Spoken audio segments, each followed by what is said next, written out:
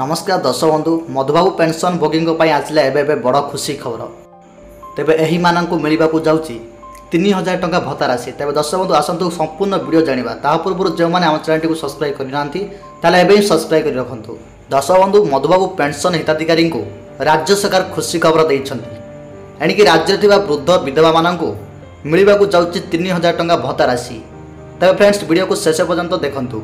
राज्य में असहाय वृद्धा मान आखि आग रखी आम राज्य सरकार एक बड़ निष्पत्ति नहीं भत्ता राशि बाबद को 3000 टंका खूब शीघ्र होगा जाऊँगी दिन। एपटे सरकारी बैठक में आज आलोचना है एणिकी समस्त को मिल 3000 भत्ता। तेज हाँ दर्शक बंधु एवं राज्य सरकार बड़ घोषणा कर मिलवाक जाऊँगी समस्त को 3000 टंका भत्ता राशि।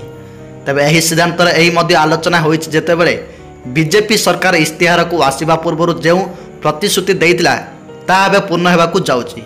तेज दर्शक बंधु किछि दिन पूर्व जहाँ बैठक में आलोचना होता समस्त को मिल 3000 भत्ता बाबद को किंतु ता हो पारि नथिला कारण राज्य में सुभद्रा योजना भली अनेक योजनार कार्यकारी करू करू लेट हो जाइथिला किंतु वर्तमान आउ से भूल न करी आम राज्य सरकार भत्ता 3000 को वृद्धि करने को निष्पत्ति नहीं।